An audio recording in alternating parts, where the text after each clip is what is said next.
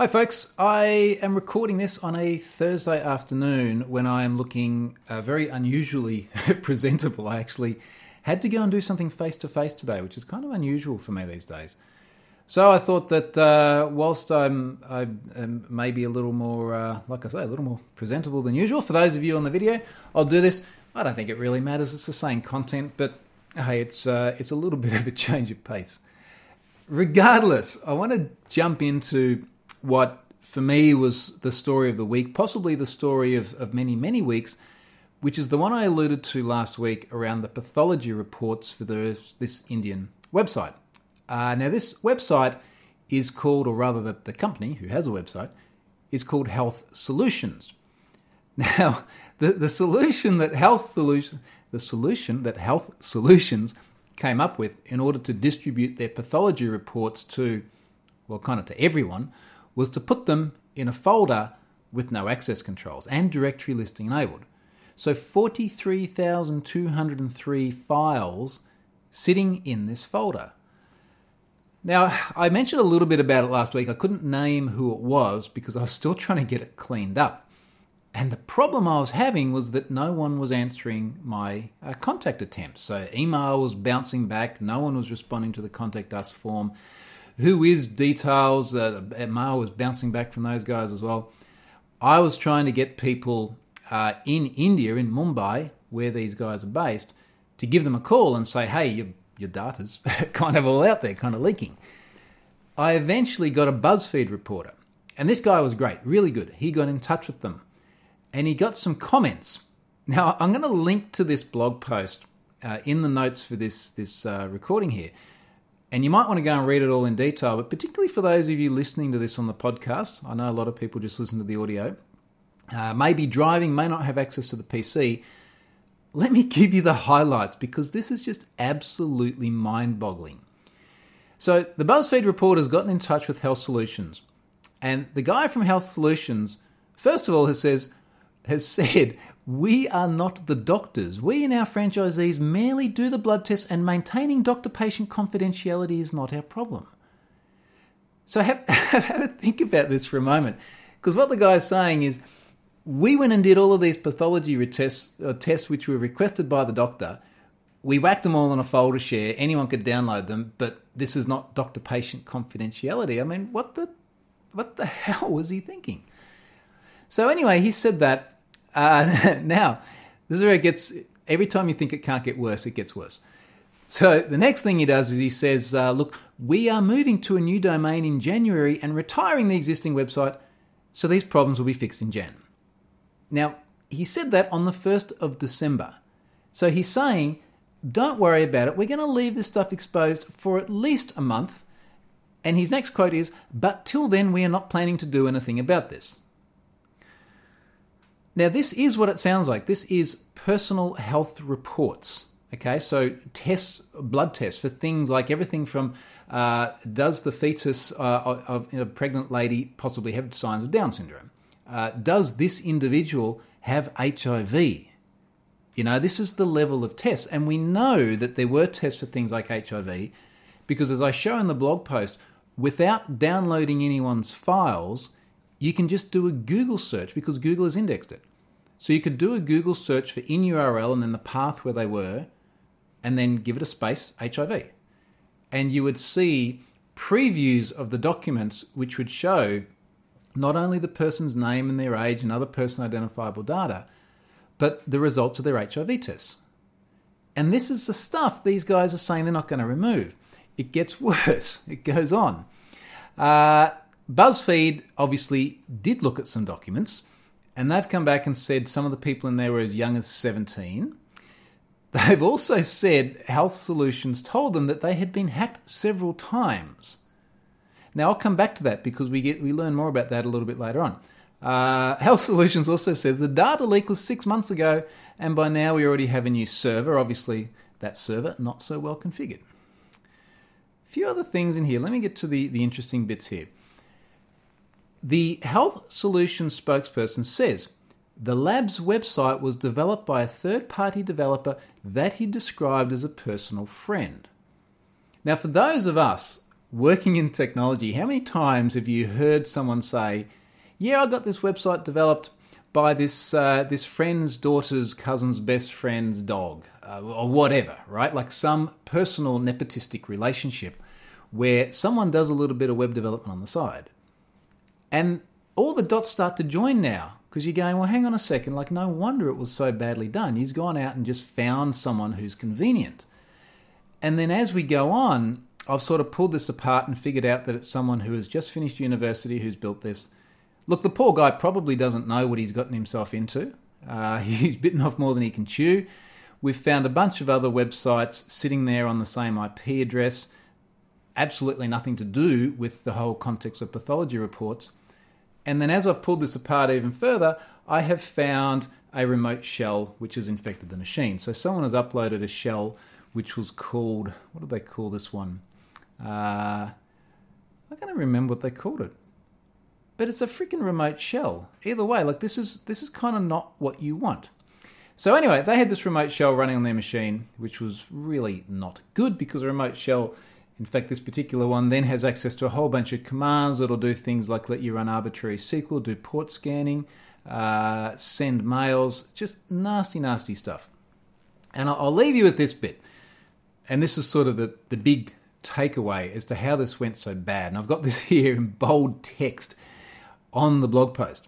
Health Solutions hired a personal friend fresh out of school working for himself to manage tens of thousands of pathology reports on his own server he hosted in a foreign country. I didn't mention that. It was running in the US as well. So Indian nationals' health reports put in a totally different country. In a different country, along with a bunch of other unrelated sites that was infected with a malicious shell. Now, after that went out and they got a bit of pressure, a little bit of social pressure, the thing got shut down. And in fact, after BuzzFeed ran their story, it got shut down. I didn't write about it until all the documents were removed and I found that they were gone from Google Cache. And I think that's important for me from an ethical perspective because I don't want to make other people's data available. I think BuzzFeed probably wrote about it a little bit earlier, but a little bit too early. The thing is that there is a very different social tolerance in India to what we have in many other parts of the world. And what I mean by that is that if this was Australia or the UK or the US and we found exposed health data, it would just be like, shut this stuff down as fast as we possibly can. Make it go away. In India and in many emerging markets, it just doesn't have the same priority. They've got other really serious life-impacting things to deal with, like poverty and disease and literacy and issues like that. So I guess we've got to keep in mind a little bit that they do have a different set of priorities. They do look at things a little bit differently to us. However, this is an example of how badly it can go wrong. So go and read that. That, to me, is going to be a bit of a poster story for how much sensitive information you can expose and not care about it for quite some time to come. So that was that one. I wrote about that on Monday. Now, a little bit later on, I wrote something different, and I wrote for my Security Sense column. And what I wanted to talk about here was how well websites protect their customers who have been compromised in other data breaches. And this was in response to a couple of incidents. One was MailChimp seeing a lot of accounts compromised, and the other one was the National Lottery in the UK seeing lots of compromises. Now, particularly after the second one, I did some interviews with the BBC, and one of the comments I made, and they were asking quite specifically about this, is how responsible is the National Lottery if attackers have logged on to users' accounts on the National Lottery which they've taken from other systems. So they didn't say it in particular, but imagine it was LinkedIn. Okay, so LinkedIn got compromised, 160 odd million accounts exposed, weakly stored passwords. You've now got a bunch of email addresses and easily cracked passwords that you could go and try on other websites. And this is this credential stuffing behavior that we see. So let's imagine someone's taken that and tried to log on to the National Lottery website. And the National Lottery has said there were 26,500 logins that were essentially fraudulent. And I made the comment that look, even though the National Lottery says that it kind of wasn't their fault, and it kind of wasn't, right? Like, this is password reuse. I made the comment that they still allowed people to log in 26,500 times with stolen credentials. Now, we've got to sort of put this in perspective a little bit, because it is a hard problem. And the reason I wrote the Security Sense piece was I think it's a good discussion to talk about how do we defend against attackers with legitimate credentials. And I often talk about this in the workshops I run as well. I put this question to people. So think about it like this, 26,500 successful logins. There would have been many unsuccessful logins, many, many times more than that, either because the credentials were incorrect for the user that existed on the National Lottery, or an attacker was trying email addresses / usernames that just simply didn't exist at all. So be generous and say there are only 100,000 attempted logins. There's a really interesting question to be asked here, and I don't necessarily have all the answers, but I think it's a good discussion, about how do you protect malicious attempts to log in possibly hundreds of thousands of times? How do you stop this? And look, there are a number of different things we can do here. I mean, obviously we can try and get people to use multi-step verification. That's not particularly effective because people don't like doing it. But we can look at things like heightened rates of failed logins. You're not going to be able to try and log in 100,000 times and fail on anything other than a really large website without that being an unusual traffic pattern. Now, should a traffic pattern like that possibly increase the level of suspicion to the point where we get a captcha or some other form of anti-automation on the page? Maybe not a bad idea, because that many logins would have been done by automation. Should we see something like Google's new invisible reCAPTCHA? I tweeted about this earlier on in the week. I'm going to put it on Have I Been Pwned soon as well. So some form of anti-automation that should not cause friction for legitimate users, but should stop the bots. Now, a few people responded to me and went, well, hang on a second, like, this isn't the National Lottery's problem, right? Like, why should they have to protect against the fact that their customers have reused their credentials? And I totally get that. It's not the National Lottery's fault. I think the interesting thing for them to think about is, even for their own best interests, does it make sense to try and limit this behaviour? You're not going to be able to stop it, but you're going to be able to limit it. Because inevitably they have now had to go back to 26,500 people and say, your account got owned, here's how to change your credentials. Okay, not a biggie. But you may find that they now have to go back and do things like recovery of funds. That gets expensive. There is reputation damage. Not their fault, but they're still in the headlines as having been hacked.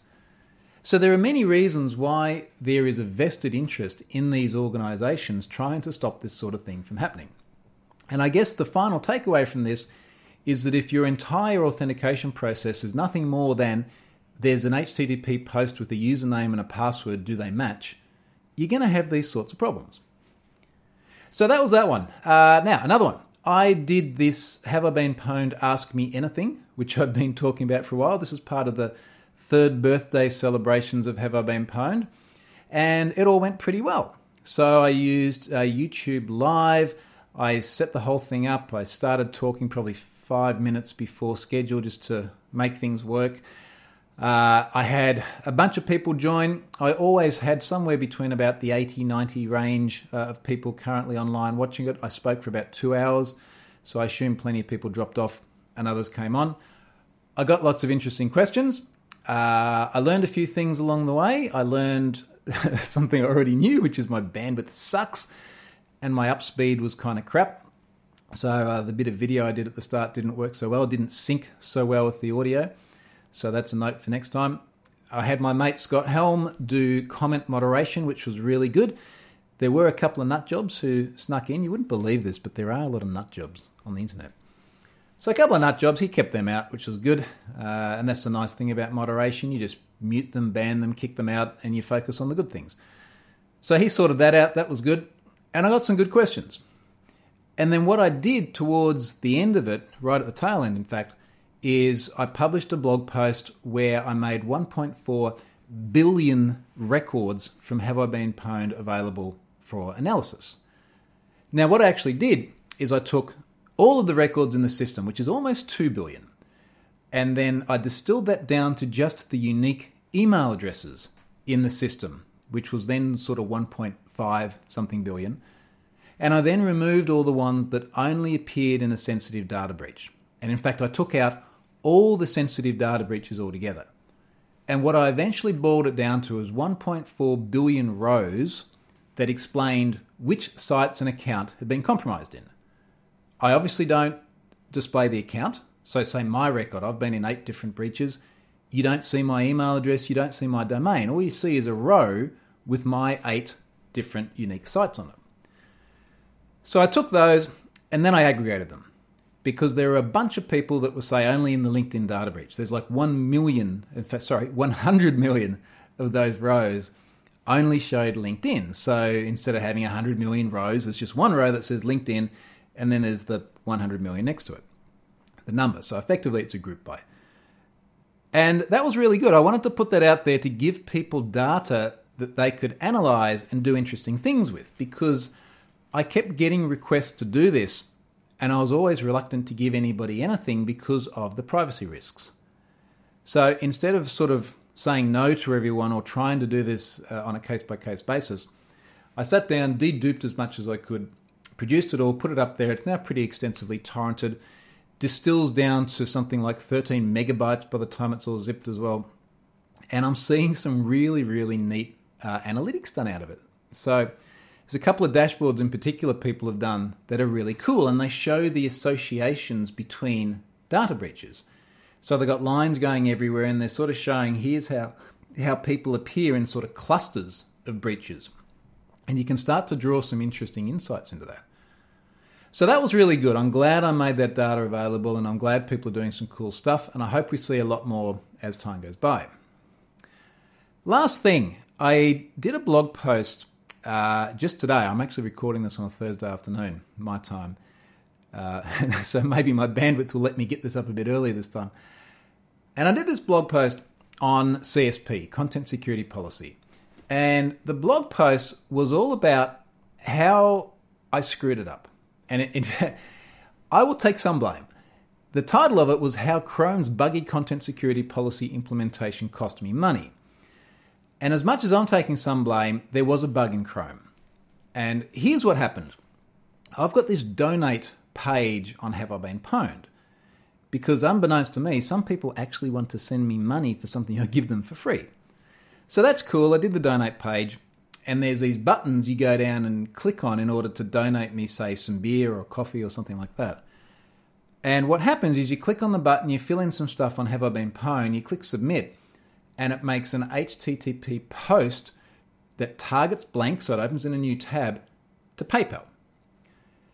Now, I tested this on my machine, okay, and it worked. But what I later discovered is that people with Firefox or other non-Chrome browsers that still implement CSP, so that's mostly Firefox, what they were finding was that when they clicked the button that should have made the form post to PayPal, nothing was happening. It was breaking. Long story short, what we worked out is that Chrome had a bug. And the bug in Chrome was that it wasn't applying the CSP for the form-action directive when it targeted blank. Now that sounds kind of niche, but what it meant was that I did the whole donations thing and I tested it in every browser. All right, certainly I'd normally test in Chrome, Firefox, and IE. You know, we're now covered most of them. I'll fire it up in the iPhone and then it gets tested on Safari as well. So I did that, and I did that when I initially implemented the donations page a couple of years ago. No dramas, worked fine. Earlier this year, I added the form action CSP directive. I didn't have it there before. Now, when I added that, I would have tested it in Chrome. And I didn't go through and test in the other browsers. Now, this is the bit that's my fault. I screwed this up, and I've got to acknowledge that. I didn't test in the other browsers. The reason I didn't test in the other browsers is I hadn't changed anything at all on the UI. I thought that this was, okay, I was going to say server-side control. It's not a server-side control. It is something that I implemented on the server side to return the response headers, which is then a client-side control. Now, that's where I went wrong, because I should have tested the other browsers. It has no rendering impact or anything like that. It's not going to change my CSS or my JavaScript. but I didn't test it on the other ones. Because I only tested it in Chrome, and because I didn't actually implement an explicit form action CSP that allowed PayPal, I had the problem. So go through and read it because, again, and I've said this multiple times, but I have to say it again because a few people have called me on it. I didn't test it. However, it is interesting to look at just how many bugs and idiosyncratic behavior browsers display with CSPs. It's not just this one. Safari, if you put a frame on a page, Safari expects you to talk about frame source. Frame source as a directive is not part of the spec. The spec is child source. So if you go and put an iframe on your page and you go and you read the W3C spec and you get your CSP spot on and you allow child sources but you don't allow frame sources, Safari may not load your content. I learned that the hard way. Last year, I think it was quite a while back. Because this is another idiosyncratic implementation of CSP. And the bigger picture here is that CSPs are meant to break your things. Under certain conditions, they're meant to break your things when your things are attempting to load something that they shouldn't. So that's their very nature. And that the problem with that is that if you screw up your CSP, you can break things that aren't meant to be broken. Not just if you screw up your CSP, if the browser screws up their CSP implementation. So what all of this means is that you've got to be really, really careful with CSP because it's so easy for them to go wrong. And it pains me to say it because you can do really cool things with them, but just be really, really careful. I would probably recommend now for organizations that they try and dip the toe into the water with CSPs very gently. You don't necessarily have to start blocking content. You could just do things like upgrade insecure requests. I've written about that before. So let's just sort of force everything to be secure on an HTTPS only site. Block mixed content. Another good example. If there's any mixed content, you could just go, all right, well, just block it. That sort of stuff is kind of neat. The other takeaway from it is that you've really got to watch your CSP reports. You can define a report URI in your CSP so that you get a report sent to your server if it's violated. I should have been watching that, and I wasn't. Part of the reason I wasn't is because it is really noisy. You get so much crap back from CSP reports. All of this together just means be careful. It's still not a really consistently implemented mechanism by the browsers. We're still seeing a few screwy things. We still need it to evolve further. CSPs are awesome. Proceed with caution.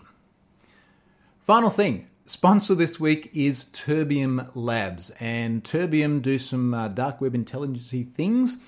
They're back for this week. They were there last week as well. I've now filled out all my sponsor slots into April as well, which is kind of cool. So once again, we're not going to see any of the traditional tracking iframe nasty kind of ads there for probably forever, which is nice.